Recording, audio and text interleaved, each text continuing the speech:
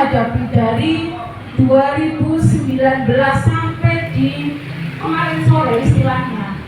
Dari beberapa kenakalan remaja itu ada yang kenakalan remaja sudah menjurus pada kekerasan terhadap anak di bawah umur, terus kemudian pesta miras itu juga salah satu kategori dari kenakalan remaja. Yang tidak bisa kita lupakan adalah peran kita sebagai orang tua. Apakah kita sudah cukup maksimal selama ini untuk mendampingi anak-anak kita atau tidak? Karena pengalaman kemarin Bu, yang kasus di salah satu kecamatan di Kabupaten Tegal, yang 7 anak pelajar pesta miras adalah padahal rumah orang tuanya itu di depan, hanya jarak 1 langkah saja dari rumah orang tua sama rumah untuk melakukan pesta miras itu ternyata tidak terkontrol dengan baik. Malah aman. Seharusnya kalau orang tua yang peduli adalah nggak mungkin orang minum minuman keras itu tidak ngekek-ngekek ya Bu ya. Kalau kita curhat, kita dibahin orang saja ngekek-ngekek, apalagi minuman keras. 7 anak, 3 perempuan, 4 laki-laki.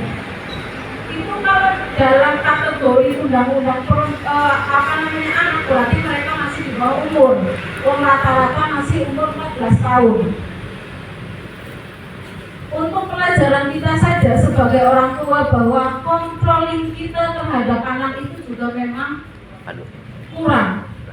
Kita lebih asik memang kadang-kadang main HP daripada kontrol anak. Kenapa saya sampaikan seperti itu? Karena kita dicuri oleh kondisi di mana kita terasikkan dengan dunia kita sebagai orang tua yang mungkin baru menemukan hiburan baru. Sampai kemudian kemarin geger-geger 7 anak itu dari pagi ternyata Bu. Dari pagi sudah pesta miras, tapi baru diketahui jam 5 sore. Berarti sudah 1 hari penuh. Dan herannya rumahnya kosong Bu, itu yang untuk miras. Iya, yang untuk pesta miras itu dilarang rumah kosong, tapi di depannya adalah rumah aktif. Hanya jarak satu langkah saja. Hanya jarak 1 langkah, tapi herannya tidak ada yang bisa mendengarkan segigas-segigasnya bocah-bocah kue. Dan berarti di sini kita tidak bisa menjamin bocah tingkat lambe bisa lepas kontrol seperti itu. Padahal kalau kita mau menjurus pada tanggung jawab ibu dan bapak adalah wong wadon, ibu adalah madrasah utamane anak-anak. Ini untuk pengalaman kita saja bapak-bapak ibu-ibu bahwa saiki kita dalam kondisi darurat kenakalan remaja. Darurat kenakalan remaja. Nek saya berpendapat bahwa anak-anak kita hari ini terlalu tidak mengedepankan akhlak dan etika. Sebabnya apa? Karena kadang-kadang nek wis lulus SMP gon sekolah madrasah wis kangelan kalau di rumah. Nek wis lulus SD pengrasane wis pinter. Gon sekolah madrasah bae sing ana ilmu akhlake, sing ana kalau dulu itu ada akhlak lilbani ya bapak-bapak. Kalau di madrasah, kalau kecilnya saya adalah bagaimana kemudian kita ngaji akhlak. Kalau hari ini mungkin hanya beberapa saja yang bisa konsentrasi di situ. Dan ini adalah faktor pertama bagaimana anak kita melakukan kenakalan remaja sampai kemudian mengonsumsi miras. Dan parahnya lagi adalah narkoba.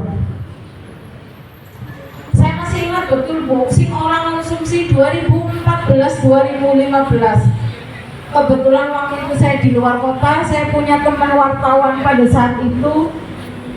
Narkoba, teman saya kemudian dijebak. Artinya dijebak itu di tasnya ditaruh narkoba, padahal kadarnya itu sangat sedikit sekali. Nek di on orang anak setengah on aja.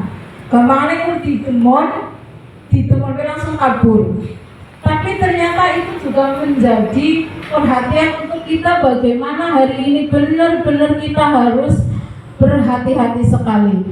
Karena berita-berita yang muncul, narkoba itu tidak hanya diedarkan oleh pengedar saja, tapi di permen-permen anak kita pun juga banyak yang sudah memberitakan bahwa beberapa snack anak atau permen-permen anak itu ditaburi oleh zat narkoba. Maka kemudian saya kebetulan anak saya 3 Bu, cowok semua, saya akan tegas kepada mereka bahwa anggur jajan aja sing ora-ora. Artinya ketika di rumah saya akan menegaskan bahwa pokoknya sangu oli, tapi anggur jajan tidak boleh yang macam-macam. Yang berbentuk permen itu mereka boleh makan kalau kita yang beli. Kalau UV itu kan paling ya kita tahu lah UV kadarnya seperti apa. Tapi kalau permen-permen yang di pasaran itu memang kita jarang untuk membolehkan anak-anak kita untuk mengonsumsinya. Karena memang berdasarkan riset yang kami adakan bahwa beberapa permen anak-anak itu mengandung zat aktif, zat yang memang masuk di kategori sebagai narkoba itu. Maka mungkin di sini karena kita ini adalah bapak-bapak dan ibu-ibu yang punya tanggung jawab terhadap anak-anak kita, bagaimana hari ini kita membuka komunikasi seluas-luasnya terhadap anak-anak kita. Kalau yang punya anak didik, jadikan anak didik adalah sebagai sahabat untuk bagaimana mereka bisa mencurahkan cerita tentang apapun itulah terhadap guru atau orang tua. Karena memang beberapa kenakalan remaja dilakukan oleh anak-anak, kebanyakan mereka kurang perhatian, terus kemudian mereka tidak pede untuk menjaga bahwa nyongke bocah pinter, nyongke punya kemampuan yang lain, tidak dengan nakal, tidak dengan menjadi preman di sekolahnya. Mungkin itu. Kalau saya dengar di Desa Bogares itu ada tadi forum anak, saya kira kalau itu diaktifkan menjadi sebuah forum yang intens untuk berkomunikasi antara masyarakat, ini akan menjadi inisiatif Kabupaten Tegal Pak. Seperti Bogares itu mendapatkan penghargaan sebagai desa yang desa inklusi inklusif. Ya, desa yang memperhatikan terhadap difabel di Kabupaten Tegal. Ada beberapa desa, diantaranya adalah Bogares, sama satunya Pesarean. Ya, ini menjadi kebanggaan sampean semua sebagai masyarakat Bogares, bapak-bapak, ibu-ibu. Nang desane nyonggel langka Pak. Di desa saya juga baru terbentuk dengan ramah anak dan ramah perempuan itu kemarin 2022. Ya, kita baru mengonsepkan bagaimana di Kecamatan Jatinegara itu ramah anak dan ramah perempuan. Tapi ternyata kalau di Bogares itu sudah ada forum anak, berarti ini adalah satu langkah lebih maju dibandingkan desa-desa yang lain di 286 desa di Kabupaten Tegal. Karena kalau di sini ada yang memakai batik ciprat, sebenarnya batik ciprat itu adalah konsep yang dimunculkan oleh Bogares Kidul di saat 2019 dulu. Pada saat pertama kami datang di Bogares Kidul, kita bawa batik pegon yang dari Joglo Rumah Inklusifnya Kebumen. Di situ Pak Lurah menyampaikan bahwa Mbak Maada yang kepengen kayane desane menciptakan sebuah karya dari teman-teman difabel di Bogares, dan ternyata itu terlaksana di batik ciprat. Itu adalah konsep awal dari desane jenengan, ibu-ibu, bapak-bapak. Jadi kudu bangga jenengan bisa menciptakan ide kreatif luar biasa di Kabupaten Tegal yang hari ini batik ciprat itu menjadi batik wajib Pemda Kabupaten Tegal. Nah, terkait dengan narkoba, kita kembali mungkin pada kenakalan remaja. Kenakalan remaja kemarin sampai beberapa pelajar di Kecamatan Pangkal yang mengakibatkan hilangnya nyawa seorang pelajar lain sing dilalah pelakunya yang umur 2 Bu. Ini sih madam ini bingung bukan berarti tidak punya uangnya, bukan. Karena memang kami, lembaga kami Rumah Perempuan dan Anak 2008 sampai hari ini dilalahnya korbannya orang duwe. Si mau tidak mau kita harus turun ke lapangan, duit dan pembiayaan apapun kita yang melakukan. Iya. Karena korbannya orang duwe kabeh, anggap korbannya wong duwe kan mending visum yang bayar dewek. Kalau orang tidak mampu kan apapun kita yang melakukan sendiri. Lembaga kami Rumah Perempuan dan Anak yang melakukan dan membackup pembiayaan apapun yang dikeluarkan. Terkait dengan kenakalan remaja yang dilakukan oleh pelajar-pelajar kita di Kecamatan Panah kemarin, Pak, itu memang ada beberapa sekitar 3 atau 4 itu memang adalah dampingan kami di keluarga PKH Kabupaten Tegal, sing sampai orang tuanya memohon dengan ya Allah bantu mbak anaknya. Tapi bagaimana lagi? Memang buktinya adalah mereka menganiaya sampai kemudian hilangnya nyawa seseorang. Di sisi lain saya tidak enak dengan orang tua korban. Di sisi lain saya juga tidak tega dengan keluarga pelaku. Sing memang wong papat kue wong PKH Bu. Sing wong PKH berarti ngerti bahwa mereka adalah keluarga miskin. Ya. Artinya untuk pelajaran ibu-ibu, bapak-bapak dan saya sendiri sebagai orang tua adalah memang perhatian yang luar biasa harus kita curahkan ke anak-anak kita, Bu. Nah, anak saya kebetulan baru SD kelas 6, sing mau masuk SMP berarti dia sudah balik. Apa-apa dilalah cerita, Bu. Apapun yang dilakukan dari dia bangun sampai kemudian dia mau tidur mesti cerita. Makan apa baik mesti cerita. Kondisi di sekolah apapun keadaannya mesti cerita. Nah, duhur mesti ketika saya tidak di rumah mesti video call. Sampai ngomong kayak polisi India. Artinya memang selalu dia melakukan video call dimanapun mesti. Mama saya mau ini ya, saya mau itu ya. Kalau sayanya tidak diangkat mesti telepon bapaknya. Kayak gitu. Jadi memang jadikan kita menjadi tempat curhat buat anaknya. Angger sing bapak-bapak kadang-kadang anaknya ini dia Bu ya. Angger sing bapak mesti luwih kayaknya ada jarak. Karena wong go njaluk duit nang bapak dhewe kadang-kadang ora gelem mesti wong tuwa wadon sing dikepes-kepes kados niku. Lah, kembali pada narkoba bapak-bapak, ibu-ibu, saya mohon untuk panjenengan semuanya lebih selektif lagi ke depannya untuk bagaimana membatasi pergaulan anak panjenengan. Angger bisa saya diatur jam 8 kudu wis ning omah, Pak. Dia nang limbo garis kan pengajian atau setelah maghrib atau setelah asar masih ada pengajian di ibu ustad ya. Kalau di Bogares mungkin. Kalau itu masih bisa, saya kira kenakalan remaja di Bogares bisa dipersempit. Karena saya belum pernah mendengarkan dari 2009 sampai hari ini saya aktif di Lembaga Perlindungan Perempuan dan Anak, belum ada satupun kasus yang ada di Bogares Kidul. Kalau Kecamatan Pangah memang iya ada beberapa desa, hampir 6 atau 7 yang kami dampingi. Tapi untuk Bogares alhamdulillah belum ada kasus apapun terkait dengan kenakalan remaja, narkoba, minuman keras atau kekerasan lainnya. Mudah-mudahan ke depan pun tidak ada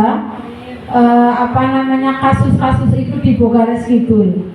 Karena lurahe aktif mengadakan komunikasi sosial yang dilakukan di lingkungan Bogares Kidul. Kira-kira ngaten dibungin.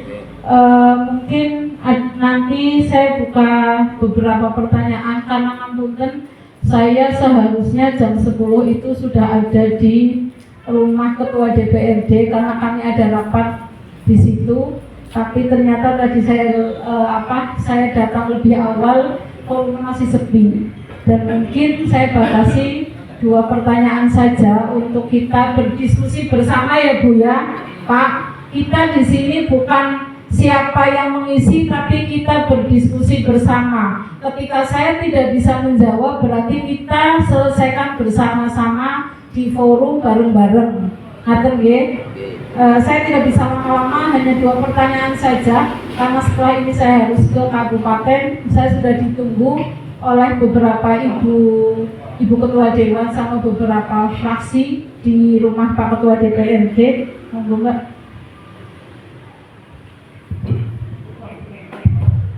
Monggo Bapak Ibu, barangkali ada yang mau bertanya, disilakan.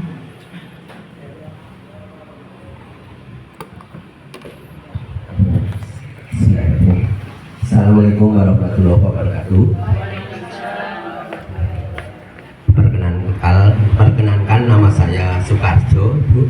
Saya dari SD Bogares Kidul 2.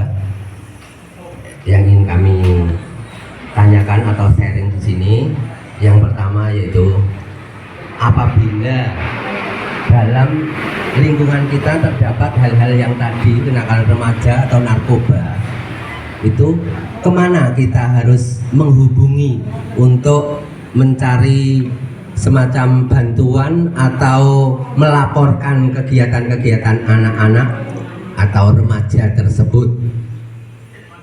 Kemana kita harus menghubungi, nomor HP atau siapa? Kami minta informasinya. Yang kedua, mohon maaf, di sebelah perempatan Curug itu di lampu merah sebelah kiri itu ada, kemarin sudah dirombak semua ya, tapi baru-baru ini ada lagi warung kecil yang mencurigakan, Ibu. Iya, warung kecil, tapi di situ menjualnya itu aneh saya kira. Karena kok masa di situ ada jenengan nanti bisa lihat sendiri wis. Yang saya takutkan itu setiap saya lewat situ, anak-anak remaja di situ gerumung. Anak-anak remaja gerumung di situ dan membawa kresek. Nah, itu mohon dari pihak yang terkait silahkan nanti ditinjau. Mudah-mudahan saya salah, perkiraan saya salah kalau itu merupakan kegiatan yang tidak sesuai dengan kita ya, misalnya narkoba atau minuman keras. Yang saya takutkan itu minuman keras. Itu tolong nanti pihak terkait, khususnya Ibu Novita ya, tolong nanti yang punya channel di atas, tolong itu nanti ditertibkan atau ditinjau lah gitu. Yang ketiga, Ibu, waktu kami bulan puasa yang lalu itu kebetulan saya orang Curug ya, saya Curug pada waktu malam hari sekitar jam 2 malam minggu, waktu itu bulan puasa 1 minggu sebelum lebaran, malam minggu 1 minggu sebelum lebaran itu terjadi tawuran di lapangan desa Curug. Kebetulan hanya saya di situ. Saya waktu itu hanya bisa bengok-bengok supaya membubarkan anak-anak itu, dan lingkungan saya tidak ada yang bangun atau mungkin kecapean atau apa. Tapi dengan saya teriak-teriak, alhamdulillah anak-anak itu bisa kabur, bubar. Tapi dilanjutkan di mana saya juga tidak tahu. Dan anehnya malam minggu kemarin itu juga terjadi kejar-kejaran di sana di jalan Jalingkos itu, dan itu terjadi sekitar jam 1 jam 2 anak-anak itu kejar-kejaran, dan banyak pakai motor. Nah, itu juga minta perhatiannya dari pihak terkait atau dari siapa, terutama pihak yang bisa saya hubungi, sebab saya rumah domisili di Curug. Jadi setiap ada kegiatan seperti itu saya pingin menghubungi petugas supaya tidak terjadi, karena waktu terjadi pembunuhan, tawuran di Curug, saya melihat sendiri, kasihan sekali, takut sekali dengan keadaannya seperti itu. Saya pinginnya tidak terulang lagi dimanapun, terutama di Kecamatan Bakar. Itu saja yang dapat saya sampaikan. Mohon nanti ada tanggapan dari Ibu. Kurang lebihnya mohon maaf. Saya akhiri billahi taufiq wal hidayah. Assalamualaikum warahmatullahi wabarakatuh.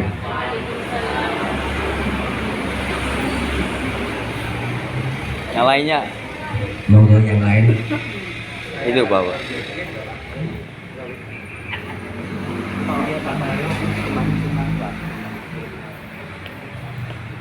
Assalamualaikum warahmatullahi wabarakatuh.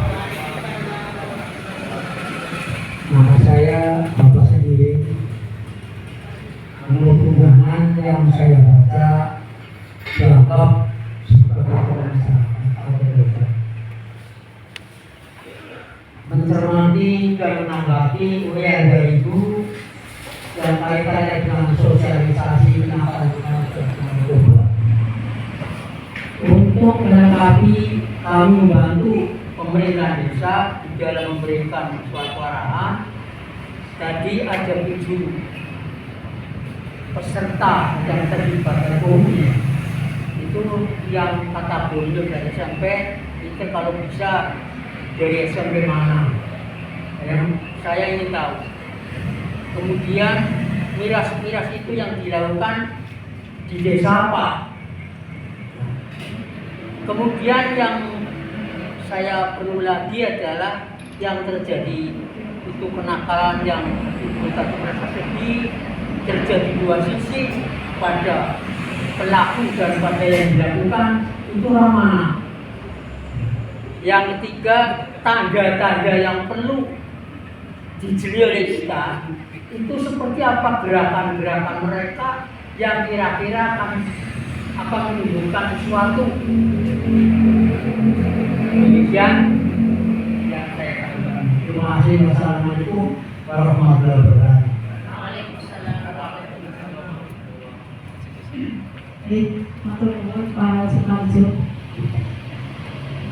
Ketika di lingkungan panjenengan ada kasus-kasus narkoba dan yang berindikasi menjurus ke kenakalan remaja. Kalau misalkan di Bogales Kidul, ya lebih tepatnya dilaporkan ke kepala desa Pak, atau ke pemerintahan desa setempat. Kalaupun misalkan mau melibatkan lembaga lain, misalkan lembaga kami, Rumah Perempuan dan Anak, karena Rumah Perempuan dan Anak itu memang kita konsentrasi di perlindungan perempuan dan anak. Anak itu kan berarti dari umur 0 sampai umur 18 tahun itu. Jenengan bisa menghubungi kami Rumah Perempuan dan Anak ketika di lingkungan panjenengan ada indikasi penyalahgunaan narkoba atau kenakalan remaja lainnya. Kalau untuk nomor HP saya bisa dicatat monggo 08190 220 6013. Itu mungkin. Dan kemudian tadi terkait dengan warung-warung kecil ya. Ya, ini memang sering kita bahas Bapak Ibu di beberapa daerah.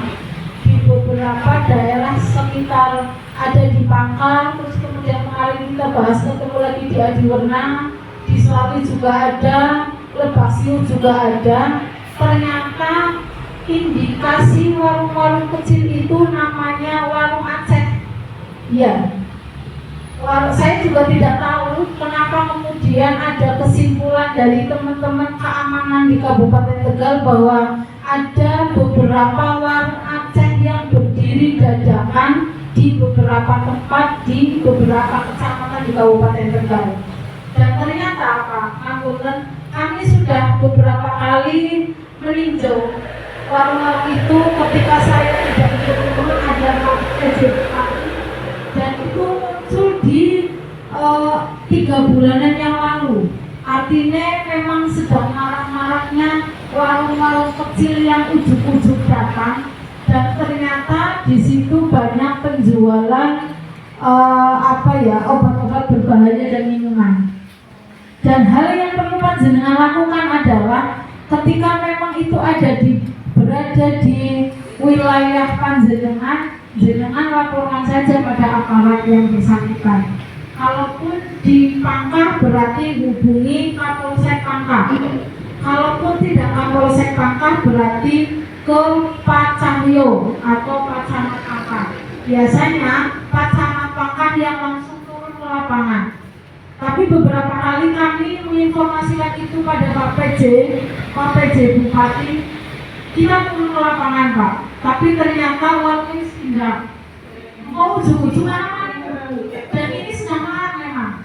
Kemudian jangan mempertanyakan itu dan saya ingat bahwa di Kabupaten Tegal sedang banyak warung kecil-kecil sih ujung-ujung peka, kita tidak tahu penjualnya siapa. Dan teman-teman kepolisian itu menyebutnya adalah warung Aceh gitu. Dan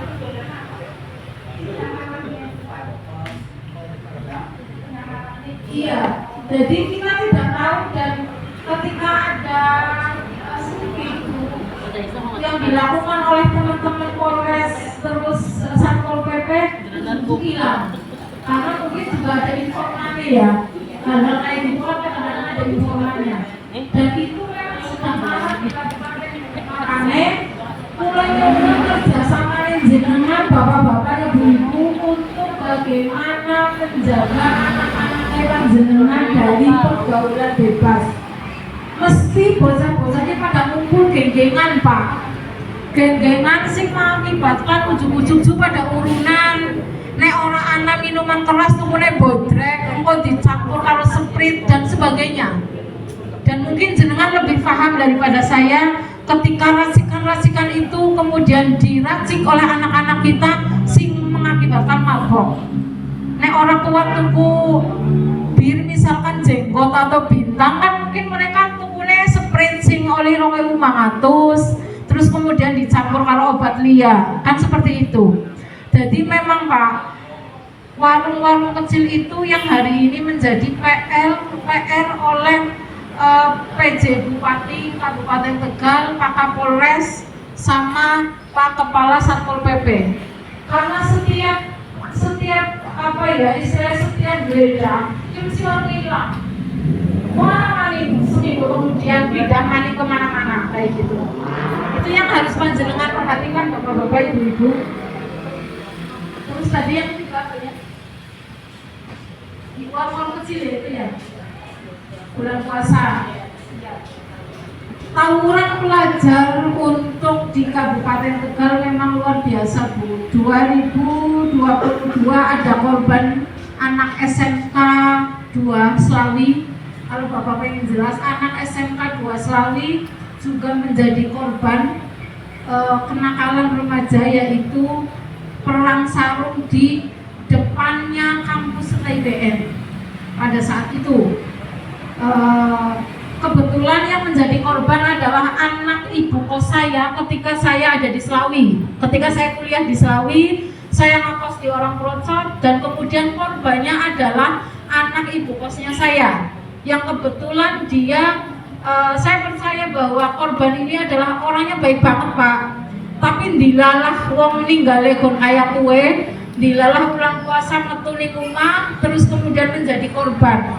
Padahal dia sudah diterima di Angkatan Darat Pak. Ya, namanya Catur. Dan kecilnya saya yang memandikan dia ketika saya belum berangkat kuliah. Karena wong saumah kan anggaran bahasa sidik seneng. Nah, ternyata kelas 3 kemarin 2002 kalau tidak salah atau 2001 lah pas puasa saya ditelepon bahwa Catur meninggal karena korban dari perang sarung. Padahal Bu saya teman-teman Bu sembayangnya yang paling kiyeng dan kanan bocah kota sembayang 5 waktu dijaga yang kue dilalah, tapi dilalah dia meninggal dalam kondisi perang sarung sing mengakibatkan bahwa isunya ya dia akan ikut perang sarung, padahal memang metune metu karena kepengen metu bae kayak gitu loh. Itu terus kemudian apa ya, kalau itu pelakunya di penjara Pak, di penjara beberapa tahun, tidak ada 5 tahun kayaknya keluar. Dan kemudian kasus kedua di Kabupaten Tegal adalah menewaskan pelajar. Kebetulan itu yang meninggal adalah anaknya Pak Lurah Dermasuci. Kalau Bapak Sahirin tadi menanyakan alamatnya, kebetulan korbannya kemarin adalah Mas Azmi, anaknya Kepala Desa Dermasuci yang menjadi korban tawuran. Saya kira pergaulannya belum bisa dikatakan pergaulan yang sembrana, karena saya tahu persis bahwa dia baru pindah sekolah dari Kendal 1 bulan. Dulu dia mondok di Kendal, terus kemudian pindah, baru 1 bulan di sekolah di sini ternyata menjadi korban tawuran. Itu apa ya, pelakunya adalah anak-anak Kecamatan Pangkah. Saya tidak bisa menyebutkan desanya Pak Ampunten, ini adalah etika kami di Lembaga Perempuan.